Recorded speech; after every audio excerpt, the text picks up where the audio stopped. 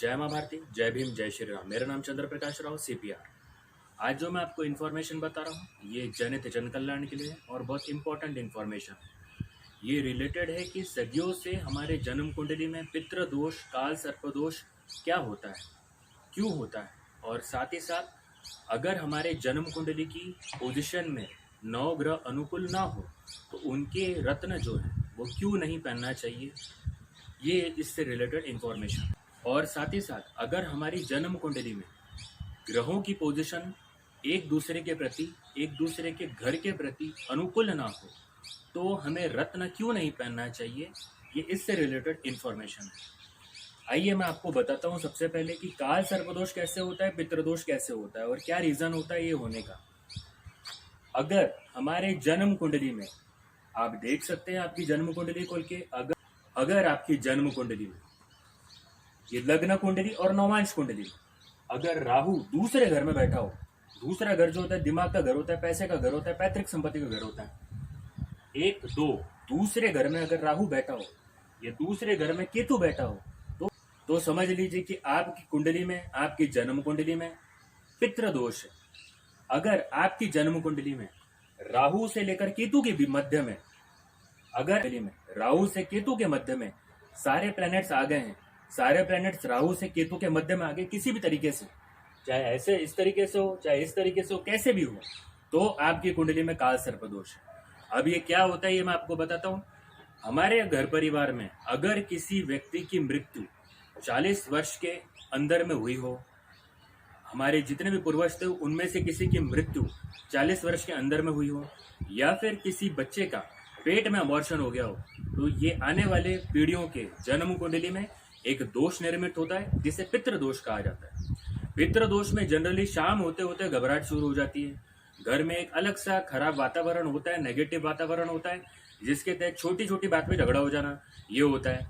और साथ ही साथ किसी भी तरीके के हम जब काम करते हैं तो उसमें कभी ना कभी रुकावट आते ही रहना, रेगुलर आते रहना, ऐसा देखने को मिलता है। रात को अमावस्या आते हुए या पूर्णिमा आते हुए रात को खराब सपने आना, ये पितृदोष में होता है। ये क्यों होता है? क्योंकि हमारे पितृ हमसे नाराज है, इसके लिए ये पितृदोष निर्मित होता है। अब पितृ नाराज हैं, पितृ शांति अलग तरीके से होती है, पितृदोष की शांति अलग तरीके से होती है। काल सर्पदोष क्या होता है? राहु से केतु के मध्य में सभी प्लैनेट्स आ जाए। राहु जो है ये ड्रैगन्स हेड कहा जाता है इसे चाइनीज एस्ट्रो में, और साथ ही साथ आध्यात्मिक विज्ञान, ज्योतिष विज्ञान में इसे, वैदिक एस्ट्रो में इसे कहा जाता है सांप का मुंह, और केतु को कहा जाता है सांप की दुम। उसके बीच में सारे प्लैनेट्स अगर आ जाए तो ये हो जाता है धड़, ये हो गया काल सर्पदोष। ये हो गया काल सर्पदोष, इसको बोलते हैं काल सर्पदोष। कि राहु से केतु के मध्य में किसी भी तरीके से, किसी भी तरह से, चाहे राहु यहाँ बैठा हो पहले घर में, चाहे राहु 7वें घर में बैठा हो, चाहे उसके मध्य में, राहु से केतु के मध्य में अगर सभी प्लैनेटरी पोजिशन आ जाए तो उसे काल सर्पदोष कहते हैं। पिछले जन्म में अगर आपने कई सर्पों की हत्या की हो, कई सांपों की हत्या की हो, सांप को देवता माना जाता है, सर्प जो होते हैं उन्हें देवता कहा गया, तो उनको अगर हम आहत करते हैं, उन्हें अगर चोट पहुंचाते हैं तो एक दोष निर्मित होता है जो आने वाले समय में, आने वाले जीवन में, आने वाले जन्म में काल सर्पदोष बन के निर्मित होता है हमारी जन्म कुंडली में।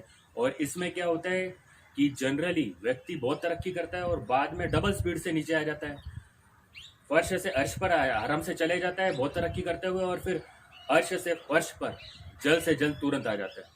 तो ये होता है, व्यक्ति काल सर्पदोष में जिस गति से तरक्की करता है उससे डबल गति से, काल सर्पदोष होने की वजह से उससे डबल गति से वो अर्श से फर्श पे आ जाता है। ये होता है काल सर्पदोष में। अब तीसरा, ये जो अगर जन्म कुंडली में हमारे, जैसे बहुत से आजकल एक डायलॉग बहुत कॉमन चल रहा है वो है नेपोटिज्म, ये डायलॉग बहुत चल रहा है। ऐसे बहुत से नेपोटिक लोग हैं जो फेकिज्म करते हैं, ऐसे बहुत से नेपोटिक से जो फेकिज्म करते हैं। और वो क्या फेकिज्म करते हैं, एक से तो उन्हें पता ही नहीं है, उनको पता ही नहीं आध्यात्मिक विज्ञान, ज्योतिष विज्ञान क्या है, बस कुंडली देखे ही नहीं कि बताना शुरू कि कैसा क्या होता है क्या नहीं होता है। वो भी कैसे, अगर मंगल शनि घर में बैठा है तो ये कहते हैं कि आप रत्न पहन लीजिए मंगल का, जिसको बोलते हैं मूंगा। अगर शनि मंगल के घर में बैठा है तो ये कहते हैं कि आप नीलम पहन लीजिए, क्योंकि शनि वीक हो गया मंगल के घर में, मंगल वीक हो गया शनि के घर में, तो ये वीक हो गया, तो आप ये पहन लीजिए, ये स्टोन पहन लीजिए। चंद्रमा बैठा है सूर्य के घर में, तो वो कहते हैं कि आप पहन लीजिए मोती, ये पहनने से वो आपका भविष्य बहुत अच्छा होगा। साथ ही साथ वो ये कहते हैं कि राहु बैठा है अगर बुध के घर में, तो गोमेद पहन लीजिए, जिससे क्या होगा, आपका भविष्य बहुत बढ़िया होगा। बुध बैठा है गुरु के घर में, तो आप पुखराज पहन लीजिए, जिससे भविष्य बहुत बढ़िया होगा। इसमें जो व्यक्ति कंसल्ट करवाता है वो बड़ा खुश हो जाता है, अरे यार मैंने स्टोन पहनना है। स्टोन पहनने के बाद क्या होता है कि जिस गति से उसने तरक्की करना चाहिए बंदे ने, वो ना करते वो और डाउन हो जाता है। क्यों होता है, क्यों दिवालिया हो जाता है, कई सिचुएशन ऐसी हो जाती है कि और ज्यादा वो तकलीफ में हो जाता है। चंद्र के घर में, क्षमा करें, सूर्य के घर में चंद्र बैठा हुआ है, इसमें अगर चंद्रमा का स्टोन दे दिया जाए तो क्या होता है कि ग्रहण दोष तो ऑलरेडी है कि चंद्रमा सूर्य के घर में बैठा है। अब अगर उसको मोती दे दिया जाए, और मोती देने के बाद में अगर वो व्यक्ति, चंद्रमा तो थोड़ा आएगा पावर में कि नहीं, कि अपना क्या बोलते उसकी पोजीशन स्ट्रांग होगी, लेकिन वो बैठा कहाँ है, वो बैठा है सूर्य के घर में, तो इससे ग्रहण दोष और बलवान होगा। दूसरा, शनि मंगल बहुत बड़े शत्रु हैं, शनि बुध सबसे बड़े शत्रु हैं। तो शनि अगर बुध के घर में बैठा हो, शनि अगर मंगल के घर में बैठा हो, तो उसे नीलम दे दिया जाए, तो क्या होता है, शनि बड़ा बलवान होता है, और साथ ही साथ व्यक्ति को और तकलीफ भोगना पड़ता है, क्योंकि उसके कट्टर शत्रु के घर में वो बैठा हुआ है। तो वो सबसे ज्यादा असर इसका व्यक्ति पर होता है जो नीलम धारण करता है। इसमें क्या होता है कि ऐसे बहुत से ये बिना साइंस के, बिना इसको विज्ञान के समझे, जब ऐसे स्टोन्स प्रेफर करते हैं। स्टोन्स, रत्न क्या है, रत्न है रत्न ज्योतिष विज्ञान। जब जन्म कुंडली में सर्व नवग्रह दोष शांति की जाती है, अगर उसके बाद में कोई रत्न दे दे, तो सर्व नवग्रह दोष जब शांति होती है तो 80% तक की शांति होती है, क्योंकि ब्रह्मा जी ने जो हमारी जन्म कुंडली में लिख दिया है वो 80% तक के शांत होता है, जो हमारे पिछले जन्म के कर्मों के अनुसार इस जन्म की जन्म कुंडली होती है। इसे ज्योतिष विज्ञान, आध्यात्मिक विज्ञान कहते हैं। और जब सर्व नवग्रहों की शांति होती है तो ये 80% तक के शांत होते हैं, 20% तो एक दूसरे के दुश्मन रहते ही है। तो जब सूर्य चंद्रमा के घर में बैठा हो, चंद्रमा सूर्य के घर में बैठा हो, शनि बुध के घर में बैठा हो, बुध गुरु के घर में बैठा हो, मंगल शनि के घर में बैठा हो, केतु जो है ये गुरु के घर में बैठा हो, राहु जो है ये भी गुरु के घर में बैठा हो, ये राहु मंगल के घर में बैठा हो, तब स्टोन्स कभी प्रेफर नहीं किए जाते। सिर्फ तब नवग्रह के स्टोन्स कभी प्रेफर नहीं किए जाते व्यक्ति को, नहीं तो वो जितना तकलीफ में है उसकी तकलीफ दिन पर दिन और बढ़ जाती है। क्या होता है, जब सर्व नवग्रह दोष शांति होती है, उसके बाद जब सर्व अनुकूल होता है ग्रहों का पोजीशन, उसके बाद में जो प्लैनेट, जो भी जन्म कुंडली में जिस घर में बैठा हो, शत्रु के घर में बैठा हो, अब जब अनुकूल हो गया तो फ्रेंड हो गया। तब जब जो प्लैनेट ज्यादा प्रॉफिट दे सकता है व्यक्ति को, उसका ही स्टोन, उसी ग्रह का स्टोन उसको प्रेफर करना चाहिए। उसके अलावा ये तो जब ऐसे नेपोटिक फेकिज्म करते हैं, जब वो जानते हैं कि ऐसे प्लैनेटरी पोजीशंस होने के बावजूद भी, ऐसे दुश्मनों के घर में दुश्मन प्लैनेट होने के बावजूद भी जब वो स्टोन्स प्रेफर करते हैं, तो आगे वाला जो व्यक्ति होता है जिसको स्टोन्स प्रेफर किए जाते हैं, उस व्यक्ति को और ज्यादा स्पीड मिल जाती है अर्श से फर्श पर आने के लिए। इसके लिए जन्म कुंडली में सिचुएशन और खराब हो जाती है, और जिसके लिए स्टोन्स प्रेफर किए जाते हैं वो व्यक्ति को अर्श से फर्श पे आने के लिए और गति मिलती है। और साथ ही साथ ऐसे बिना अनुकूल किए, बिना सर्व नवग्रह शांति करे, बिना उस ग्रहों को अनुकूल करे स्टोन्स प्रेफर करना एक तरीके से बहुत घातक होता है किसी व्यक्ति ने पहनना। अगर वो जन्म कुंडली के सर्व जितने भी नवग्रह हैं वो शांत नहीं किए गए, अनुकूल नहीं किए गए, तो उसको अगर व्यक्ति की जन्म कुंडली में उसके सर्व नवग्रह शांत करे बगैर, उसके सर्व नवग्रह को एक दूसरे के प्रति अनुकूल करे बगैर अगर स्टोन दिए जाए, स्टोन प्रिफर किए जाए, तो उस व्यक्ति को, जिसको स्टोन प्रिफर हुए हैं, उसको अर्श से फर्श पर आने के लिए गति मिलती है। चाहे फिर वो कोई भी स्टोन हो, चाहे फिर वो पुखराज हो, पन्ना हो, नीलम हो, गोमेद हो, चाहे फिर मूंगा हो या फिर मोती हो। जन्म कुंडली के सर्व नवग्रह को शांत करके, शांत कैसे होते हैं? एक दिन में कोई शांत नहीं होते हैं। शांत होता है 1.25 लाख मंत्रों का जब अनुष्ठान हो। अनुष्ठान क्या होता है? 1.25 लाख मंत्रों का जाप। जैसे आपने देखा है कि अगर आप कुछ रेसिपी अगर आप पकाते हैं, उसे खाना है आपको, तो आपको एक समय सीमा होती है। आपको उसमें कुछ मसाले ऐड करने होते हैं, उसे ठीक से बनाना होता है, उसके बाद ही वो ज्यादा बेहतर, ज्यादा हेल्दी और ज्यादा टेस्टी बनती है। तो ये जो अनुष्ठान है, ये मैं एग्जांपल बता रहा हूँ, ये जो अनुष्ठान है ये भी वैसा होता है। मंत्रों का 1.25 लाख जाप करना यानी अनुष्ठान करना, इससे वो परमानेंट लाइफ टाइम तक के व्यक्ति को प्रॉफिट देते रहते हैं। जो पुण्य मंत्र का अनुष्ठान, जो वैदिक पुण्य मंत्रों का जो अनुष्ठान किया जाता है जाप करके, उसको अनुष्ठान कहा जाता है 1.25 लाख मंत्र के जाप। सर्व ग्रह शांति के अनुष्ठान, उसके बाद में सर्व ग्रहों को एक दूसरे के प्रति अनुकूल करना है ना, फ्रेंडली करना, ताकि वो जो 20% है जो एक दूसरे से लड़ते रहेंगे सर्व शांत होने के बाद में, तो वो अनुकूल हो जाए। जब अनुकूल हो जाएंगे तो फ्रेंड हो गए। उसके बाद में जो प्लैनेट होते हैं जो व्यक्ति को ज्यादा बेटर रिजल्ट दे सकते हैं, उसका स्टोन प्रिफर करना चाहिए। उसे कहते हैं रत्न विज्ञान, रत्न ज्योतिष विज्ञान। लेकिन इसे कोई नहीं समझना चाहता, आध्यात्मिक विज्ञान और ज्योतिष विज्ञान को सिर्फ। और ऐसे जो नेपोटिक है, जो फेकिज्म करते हैं, वो बोलते हैं कि पितृदोष शांति, थोड़ा सा आपने पूजा कर ली उसमें पितृदोष शांति हो गई, थोड़ा सा आपने पूजा कर ली उसमें कहा सर्वदोष शांति हो गई। ऐसा कुछ नहीं होता है। मंत्र और यंत्र, विज्ञान क्या है? आध्यात्मिक विज्ञान, ज्योतिष विज्ञान के तहत मैं बता रहा हूं आपको। मंत्र और यंत्र में भगवान की शक्ति, ऊर्जा, विद्या होती है। मंत्र और यंत्र में भगवान की शक्ति, विद्या और ऊर्जा होती है। साथ ही साथ ये परमानेंट होते हैं अगर 1.25 लाख मंत्र जाप का अनुष्ठान किया जाए। ऐसे कई है नेपोटिक जो फेकिज्म करते हैं, वो कहते हैं कि आप थोड़ी सी पूजा कर लीजिए, नदी किनारे जाकर पूजा कर लीजिए, हो जाएगा कहा सर्वदोष शांत, पितृदोष शांत। जो ब्रह्मा जी ने जो दे दिया है योग, जो आपके पिछले जन्म के जो कर्म है उसके हिसाब से जो जन्म कुंडली हो गई है, उसके हिसाब से वो कैसे शांत हो गए एक छोटी सी पूजा करने से? वो ये जो मंत्र है और ये जो यंत्र है, ये करते हैं इसे परमानेंट शांत। इसमें पितृदोष में जो पितृदोष निवारण मंत्र होते हैं, उसके जब अनुष्ठान होता है 1.25 लाख मंत्र जाप करके, तब वो होता है शांत 80% तक। और जब उसके यंत्र दिए जाते हैं निवारण के, तब होता है वो शांत। जब काल सर्पदोष निवारण के जब मंत्र जाप किए जाते हैं, उसका अनुष्ठान किया जाता है 1.25 लाख, तब जाकर होता है काल सर्पदोष शांत। जब उसका यंत्र दिया जाता है निवारण का, काल सर्पदोष निवारण का, चाहे कैसा भी काल सर्पदोष हो, तब होता है वो शांत।